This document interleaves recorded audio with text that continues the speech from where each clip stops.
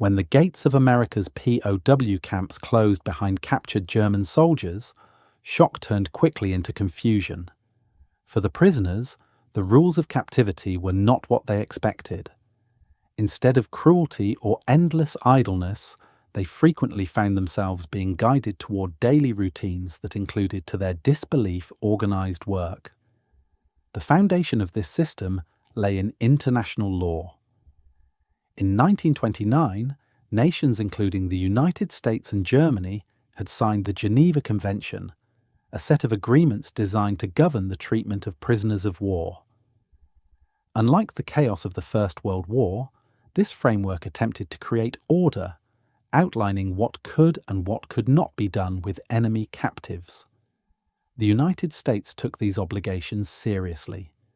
According to the convention, POWs could not be tortured, starved, or abused. They had to be provided food, shelter, and medical care.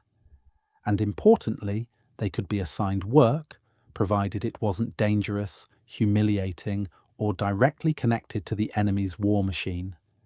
In other words, they could not be forced to build bombs or assemble weapons, but they could harvest crops, cut timber, or repair roads.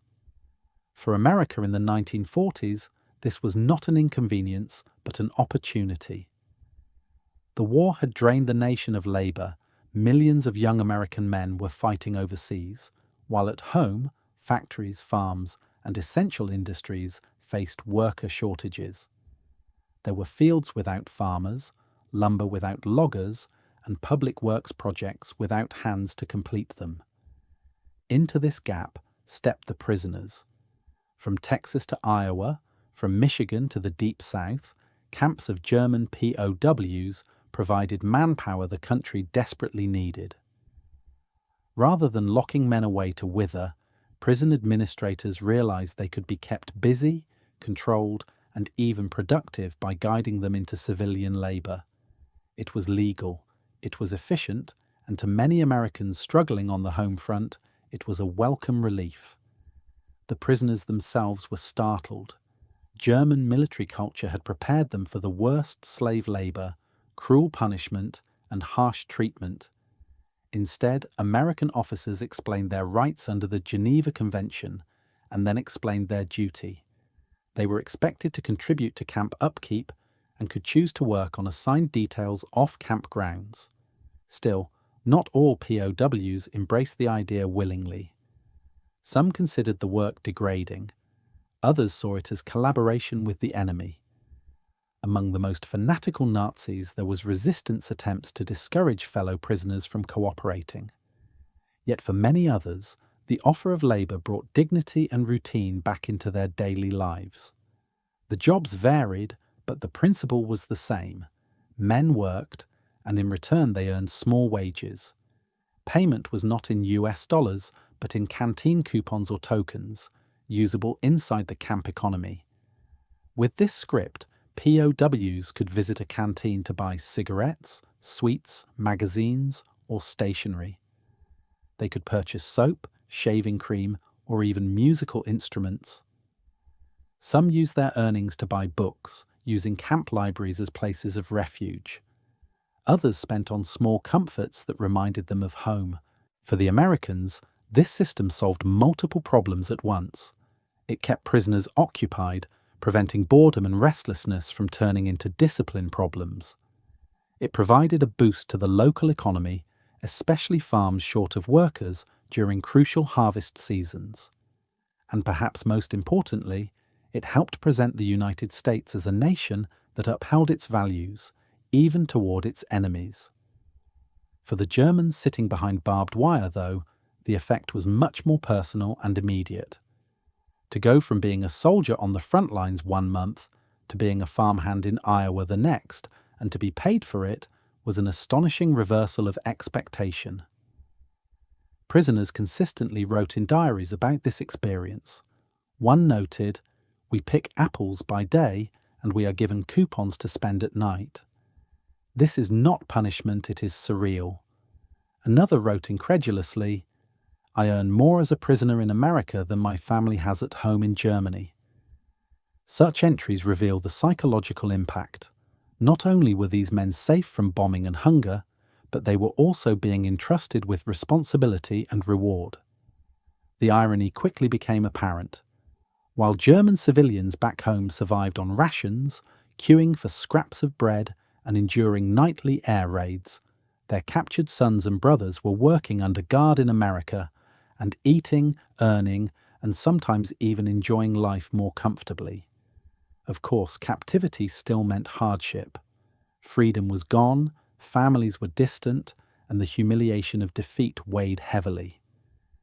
Yet within that hardship, the discovery of work and pay stunned many prisoners. Captivity, they realized, would not be static or stagnant.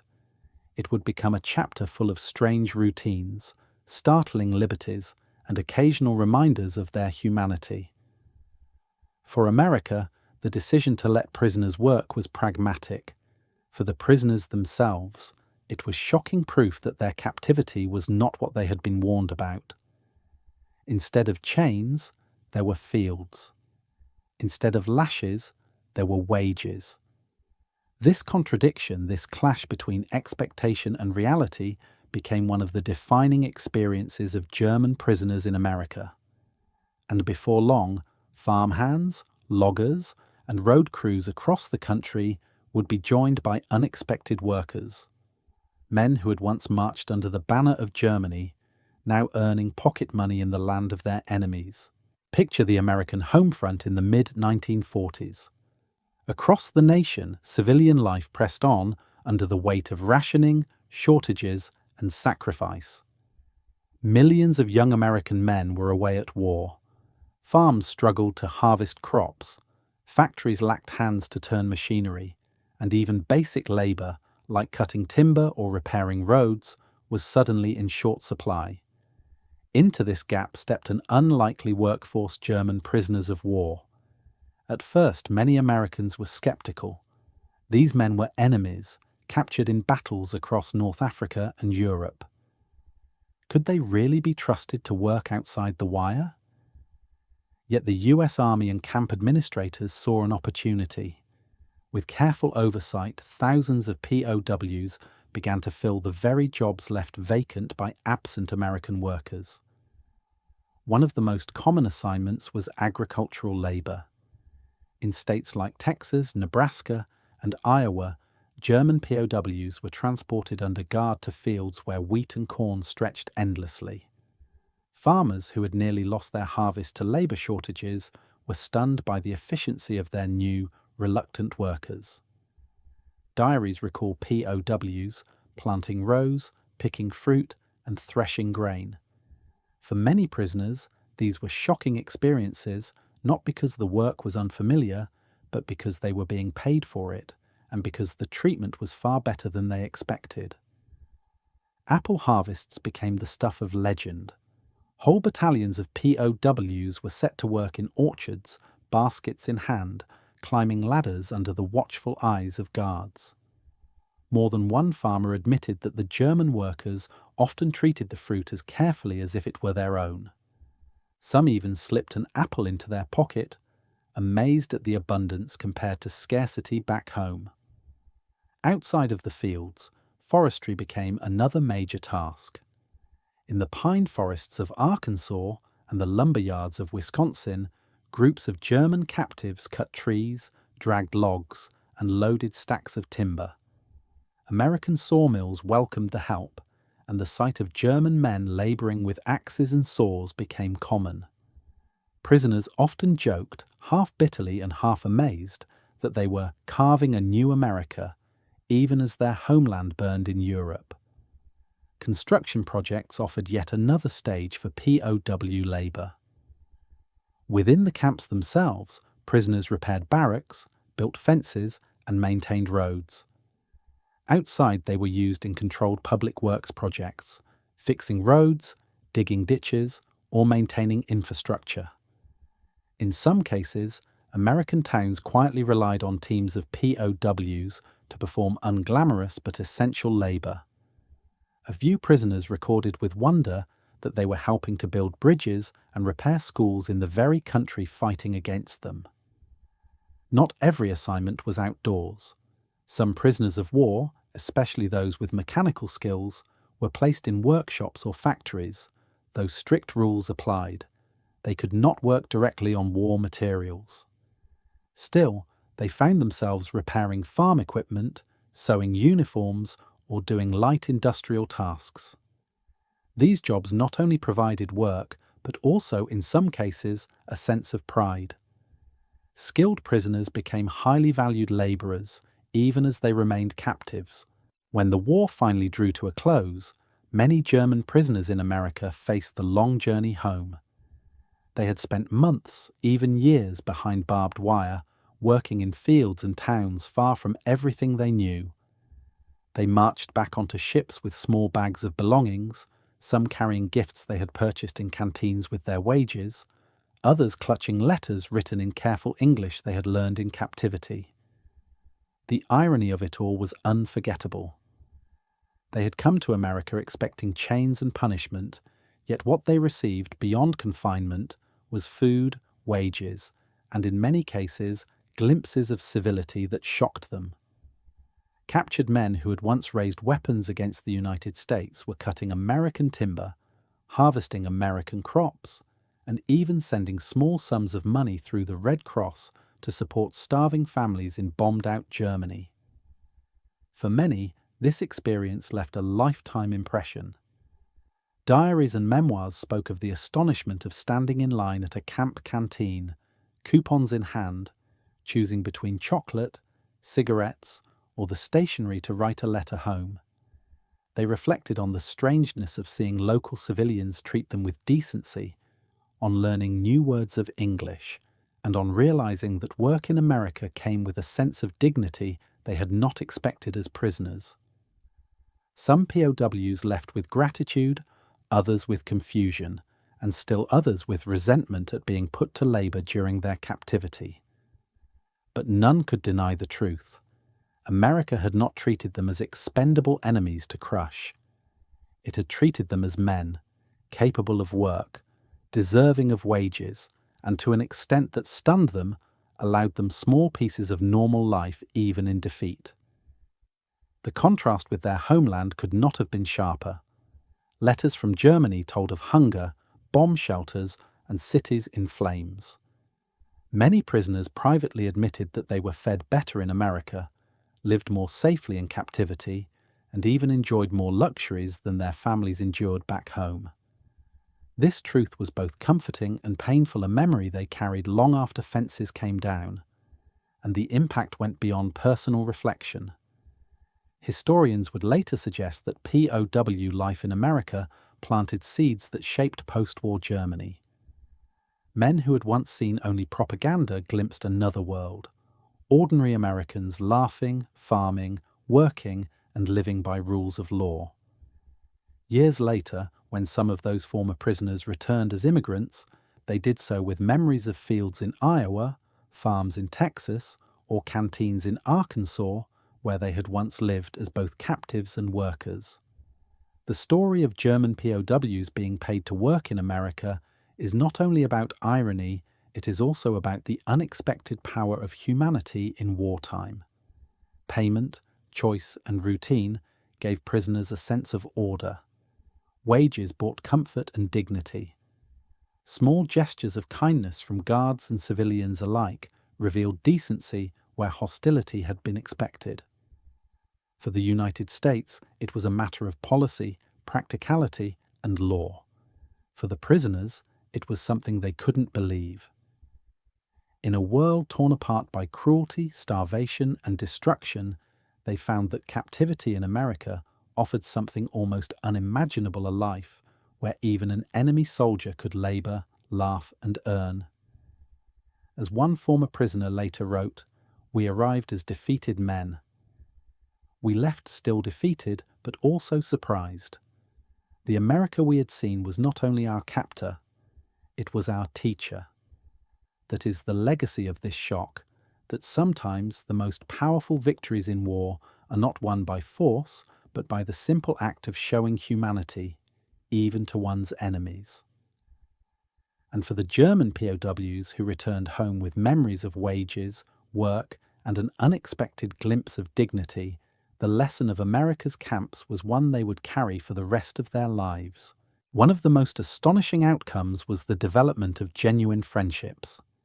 In some cases, families who relied on POW labour began small acts of kindness, leaving out food, offering extra blankets, or treating the prisoners with a gentleness that stunned them. Several accounts tell of POWs invited, under watchful guards, to share a meal in an American farmhouse during harvest season. Though rare and tightly controlled, romances even occurred.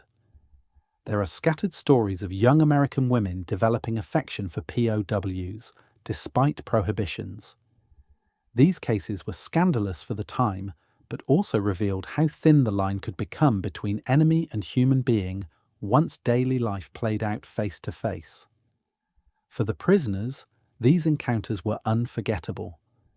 Some admitted that their first true respect for America did not come from the camp barracks or wages, but from these personal contacts, a farmer handing them water on a hot day, children laughing nearby as they played soccer in rest breaks, or the kindness of strangers who had every reason to hate them. The contrast with Soviet captivity was glaring. In the East, German soldiers endured starvation, freezing temperatures, and forced marches that killed thousands. Work there was punishment. Contact with locals often meant hostility or violence. For men transferred west, the difference was almost unbearable. One POW later confessed, "In Russia, we learned what hatred meant. In America, we learned the enemy could be merciful." The experience also created a quiet political impact. Stories spread among the POWs that not all Americans were cruel or arrogant. Instead, they saw hard-working people living ordinary lives, struggling through shortages, but still willing to show small decencies to prisoners of war. Every handshake, every shared drink of water reshaped their understanding of what kind of nation America really was. Some farmers, initially reluctant, later said they would not have survived the harvest without POWs. In 1945, as the war ended, groups of farmers reportedly petitioned to keep their German helpers for just one more season. One Iowa farmer said plainly, "They came as enemies, they left as workers, and we will remember them kindly." For the Germans themselves, memories of work beyond the wire contact with simple American families became some of the most lasting impressions of captivity. Decades later, when interviewed, many remembered vividly the shock of being treated with civility by people they had been trained to see as evil. That memory cut sharper than barbed wire. It reminded them that the world was broader, more complicated, and more human than the ideologies they had once served suggested. These encounters also carried irony. As prisoners of war picked fruit in American fields, their families wrote from Germany about destruction, firebombings, and starvation. The letters were heartbreaking. Mothers begged for news, wives described shortages, children asked about absent fathers. For the men doing farm work in Nebraska or Alabama, it was painful to reconcile these messages with the plentiful harvests their own hands carried. One soldier wrote, "I send money to my family through the Red Cross, but how can I tell them we hold baskets of apples while they stand in line for scraps?" The gap between their reality and Germany's reality was one of the greatest culture shocks of captivity. For the rest of their lives, those who lived through it would remember how America not only captured them, but made them labour in its fields, and then, through the kindness of strangers, showed them a measure of humanity they had never expected from an enemy. As German POWs settled into their new routines of work and wages in America, they soon discovered something even more remarkable than the jobs themselves. For the first time since their capture, the barbed wire was not the edge of their world. Under guard, They walked into towns, fields, and communities that brought them into direct contact with ordinary American civilians. This too was a shock. When farmers first saw groups of German soldiers arriving in trucks guarded, but carrying tools instead of rifles, many were uneasy. These were the same men whose country had bombed London, occupied Paris, and sent submarines to attack American ships. Some farmers whispered fears of sabotage or violence. Others worried about their wives and daughters being anywhere near the enemy. But when the work began, something unexpected happened. POWs assigned to farms picked crops diligently. They carried hay, stacked wheat, pulled weeds, and repaired fences. Many were farm boys themselves, grown up in the villages and fields of Bavaria, Württemberg, or Saxony. The Americans looked on in surprise as the Germans worked with competence and quiet efficiency. They were not the monsters portrayed in wartime posters. They were simply young men who knew their way around soil, tools, and chores. Reports circulated of local farmers astonished at how polite some of the POWs could be. Prisoners often tipped their caps, greeted families, and showed unexpected courtesy. One farmer's wife remembered her surprise when a POW, muddy from fieldwork, carefully stepped aside to let her pass with a basket. "I expected them to sneer," she recalled, but he nodded as though he were back home, greeting a neighbour in his village. Children were equally surprised. In towns near POW camps, American kids sometimes watched the convoys of guarded prisoners heading out to the fields. They expected to see fierce, threatening enemies. Instead, many saw weary, thin young men smiling and, to their astonishment, occasionally winking or waving. On farms, children sometimes lingered nearby to watch the POWs work, fascinated by their accents and songs. Some daring ones even offered them apples or cookies through the fence lines, breaking one of the strictest rules: no fraternization. Of course, not every meeting was warm. Many Americans still burned with anger against the Germans. Families who had lost sons in Europe found it hard to watch enemy soldiers working safely in their fields. There were confrontations, and guards warned civilians not to grow too friendly. Yet despite official restrictions, a strange familiarity grew in many places. Prisoners themselves were bewildered. They had been told by Nazi propaganda that Americans were brutish, heartless, and racially divided. Yet in the orchards and towns of the Midwest, they saw families who treated them, if not like friends, at least like human beings. POWs wrote in letters home about the shock of being offered water by a farmer's wife, or of being allowed to share shade under a tree at midday. Even more surprisingly, some of the wages were indirectly used to support families in Germany. Red Cross systems allowed POWs to send limited funds back home, a shock that made the irony of captivity even greater. Starving civilians in Germany sometimes received support from sons or fathers imprisoned thousands of miles away, paid by the Americans they had fought. The impact of this system was profound. For the guards, it provided a sense of order. Prisoners with cigarettes in their hands and magazines to read were calmer than idle, desperate men. For the prisoners, it gave daily life a structure, a routine of work, saving, and reward that echoed civilian life. It gave them something to mark time, something to soften the edges of captivity. The stories left behind in memoirs capture the sense of disbelief. One POW wrote, "We buy chocolate here, yet I know my children have not tasted such things in years. It is the strangest torment to eat when they hunger." Another recalled the moment he purchased a new pair of boots with canteen coupons, marvelling that his first new shoes of the war had come not from Germany, but from his captors. Some prisoners described the experience as surreal to the point of embarrassment. How could men who had marched proudly into battle now find themselves comparing cigarette prices in a camp canteen? And yet, for many, the small comforts eased the months and years of captivity in a way that nothing else could. This economy also had subtle political impact. By receiving fair wages and access to goods, POWs were reminded daily that America played by rules that, unlike the horror stories they had been fed, their captors provided not only safety but opportunity. The very act of being allowed to choose to decide between buying a pack of smokes, a chocolate bar, or a notebook was a small taste of dignity returned.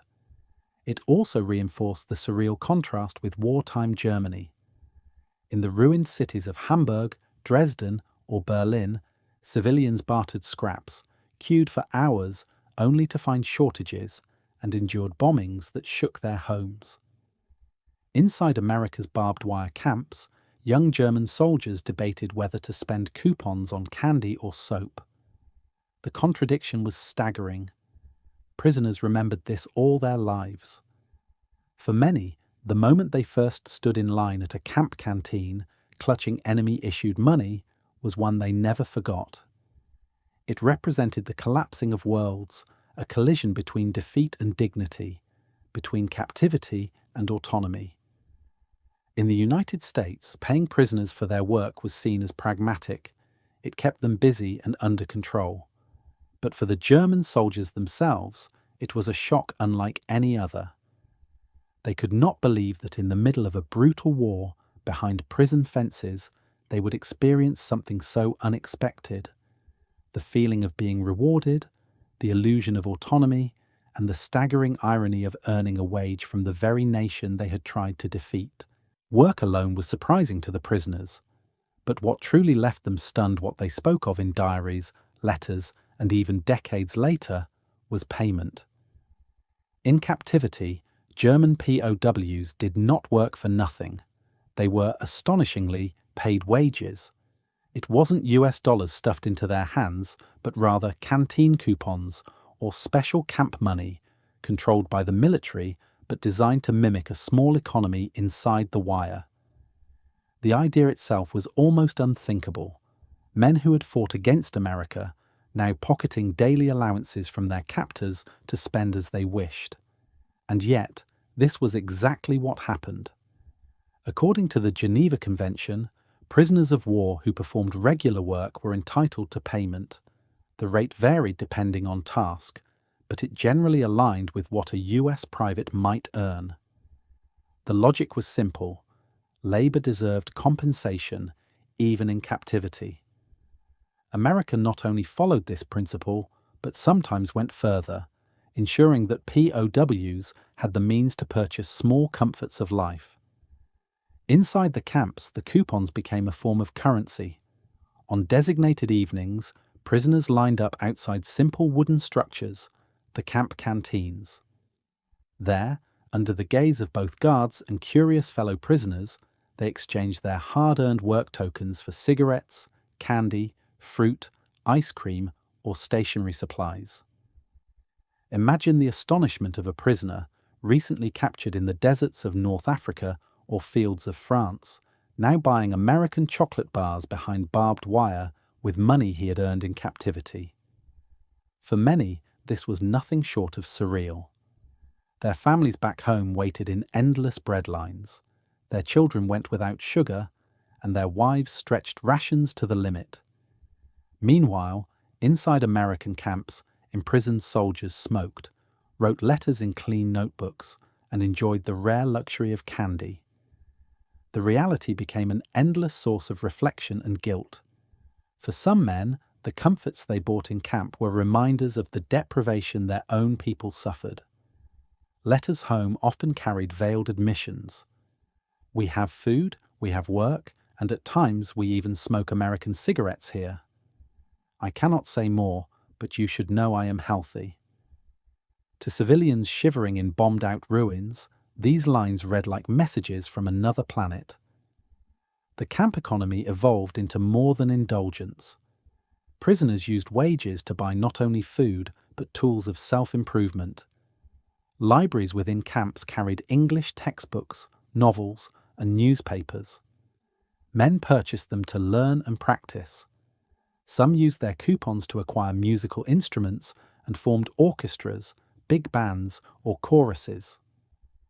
Concert nights inside POW camps became cultural events where soldiers played violins, trumpets, and guitars, astonishing even their captors with talent. Sports were equally impacted.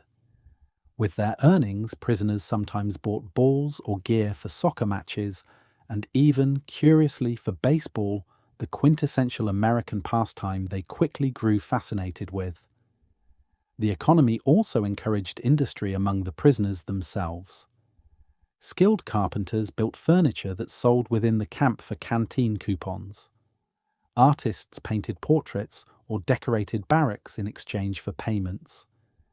Tailors mended clothes, barbers cut hair, and in some camps entire small cottage economies thrived, echoing civilian life beyond the wire. Contact with civilians often left powerful impressions.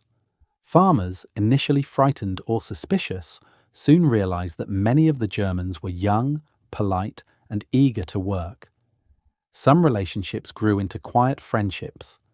Farmers' children sometimes watched the POWs curiously, and accounts survive of prisoners smiling and waving to youngsters, astonishing them when the supposed enemies turned out to be ordinary men in different uniforms. Civilians, in turn, were shocked at the contradictions. Stories spread that the POWs who harvested apples, picked cotton, or laid bricks often lived more comfortably inside their camps than families in Europe. At times, Americans even went further, offering POWs food or kindness beyond official allowances. These small acts created bonds that astonished the prisoners, who had been told by Nazi officers to expect hatred. The work also gave prisoners themselves a sense of purpose. In captivity, the hours could stretch endlessly when unoccupied. To go to the fields, to sweat under the sun, to chop wood or harvest grain, gave men physical relief and mental focus. Even more astonishing was the idea that they were compensated.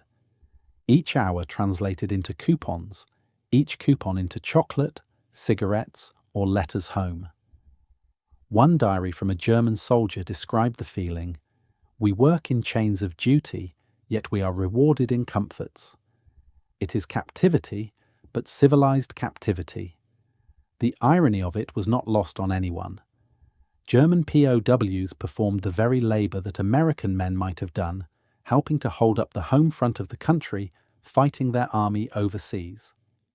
In effect, America's enemy found itself contributing to America's war effort, not with rifles, but with hands. Prison administrators were well aware of the risks. Escapes did occur, though rarely. More often, the presence of steady meals, humane treatment, and wages convinced prisoners not to run. Those who considered escape were often discouraged by their comrades, who preferred the strange stability of their new routines to the chaos of fleeing into hostile territory. The scale of this labor force was immense. Tens of thousands of German POWs worked daily across America during the war. They laid bricks in the Sunbelt, felled trees in the north, and harvested grain under Midwest skies. This effort helped keep American farms and industries alive during a period of intense strain. To the outside world, it demonstrated that the US not only abided by the Geneva Convention, but went further, turning captives into contributors. For prisoners of war themselves, it remained one of the most shocking parts of their captivity. In the middle of the war, with families starving back in Germany, they found themselves standing in foreign fields, earning wages on foreign farms, sometimes treated with kindness by the very civilians they had been told would despise them. The irony was staggering. Soldiers who once carried rifles into battle now carried bushels of apples or swung axes into trees. German captives silently reshaped the American land for a season, and in return, for the first time in their lives, they learned what it meant to be paid as prisoners of war.